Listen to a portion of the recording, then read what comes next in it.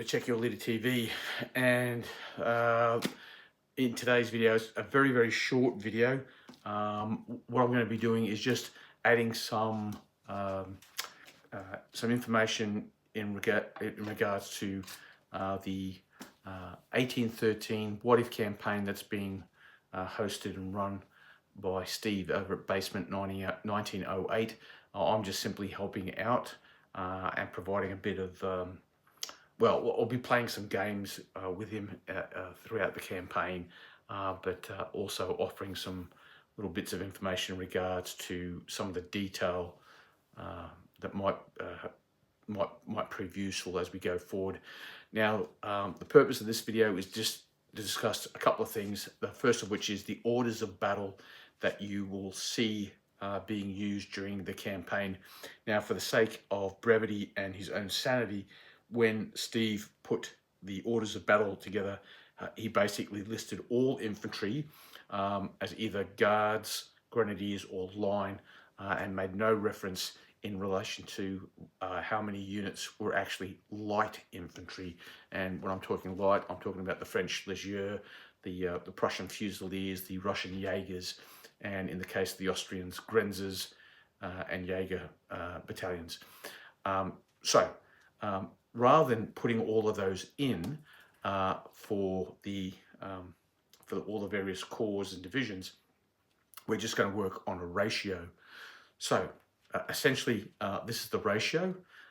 First of all, I'll just put up the order of battle. You can have a look at an example, and you can see how it's laid out.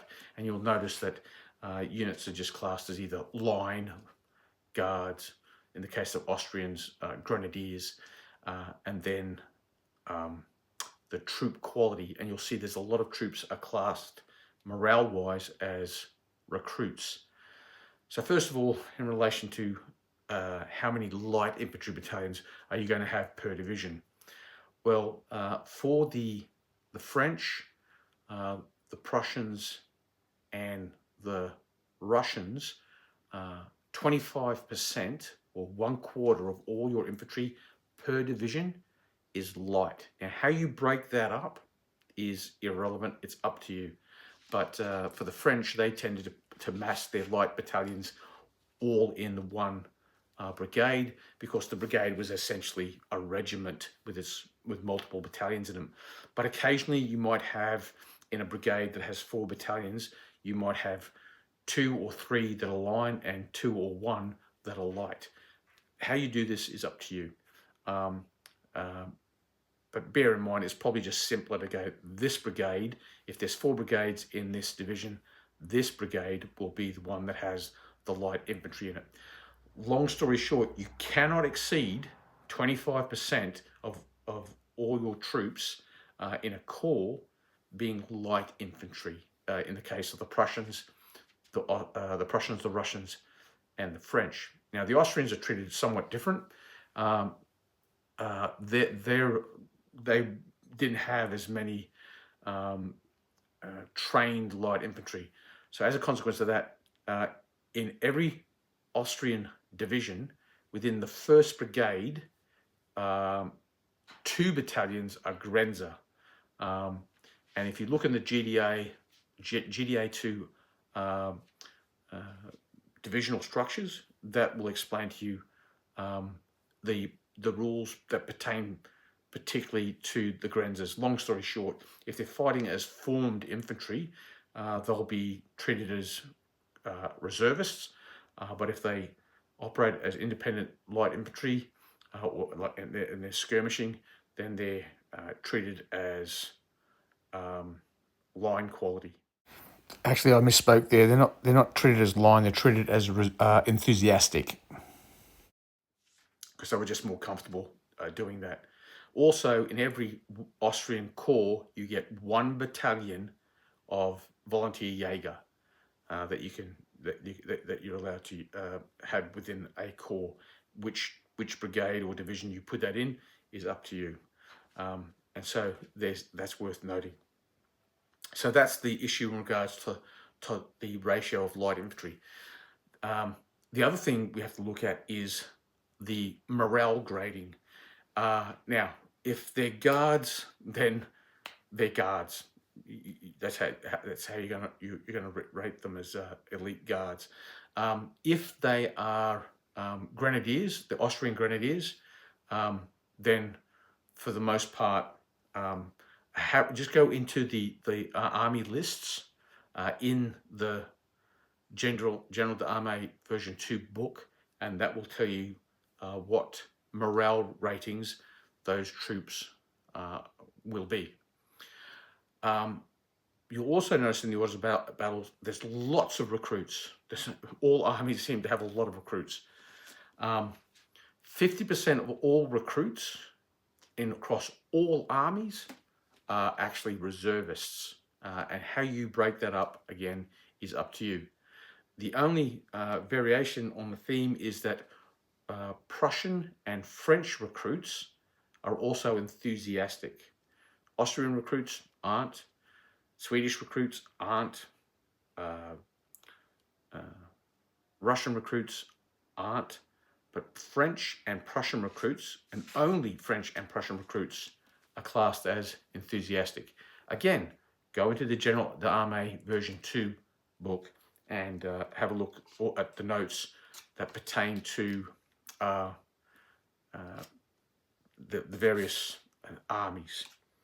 Now, the other thing I've done is I've also, because I'm managing the French, I've got a hold of, and I've had this for quite some time, is Napoleon's Grand Army of 1813 by Scott Bowden, available through the Emperor's Press. I don't even know if the Emperor's Press still exists, but it's a bloody good book because it has every single French regiment, brigade, division, corps, their various commanders. They even rate the commanders, and it's all there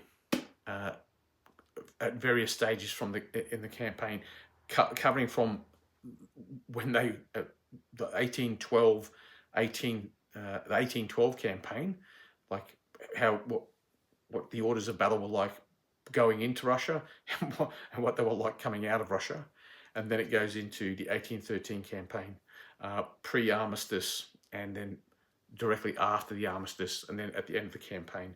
But it only covers Napoleon and Napoleon's allies during that period. So for those who are looking at coalition forces, Google is your friend. Go online and just look for the various orders of battle. Now, cavalry. Talking about the cavalry now.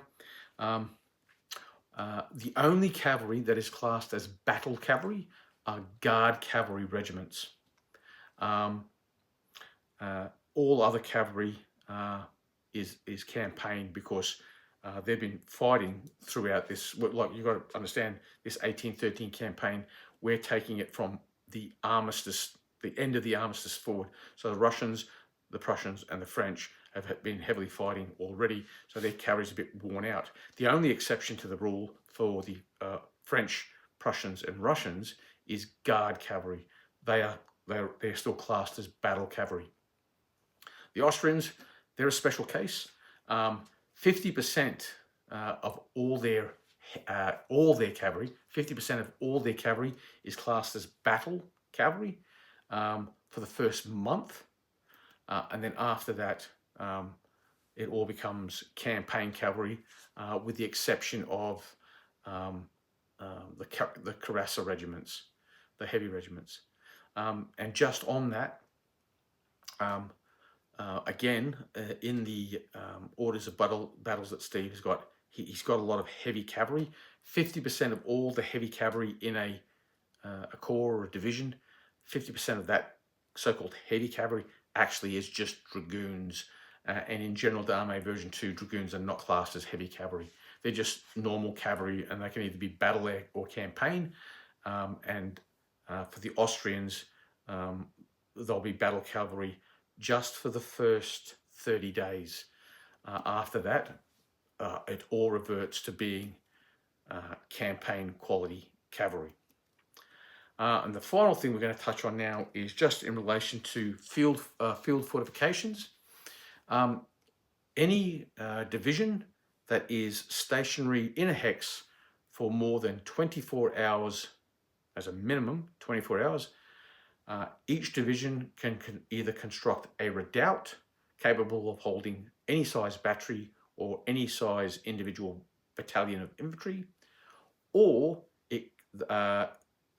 instead of doing the construction of a redoubt, they can fortify one sector of a village and fortify it to be a strong point or stronghold.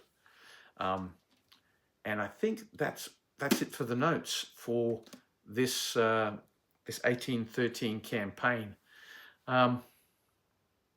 If you have any questions, direct them to Steve first and foremost, but you can also send me questions as well, and I can help out.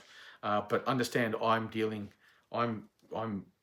coordinating the French forces, Napoleon and his allies, for this campaign, and the coalition forces are blind to me. I don't know where they are, and I don't know what their orders of battle look like. I've got an idea, but you know, generally speaking, I don't have good visibility on that.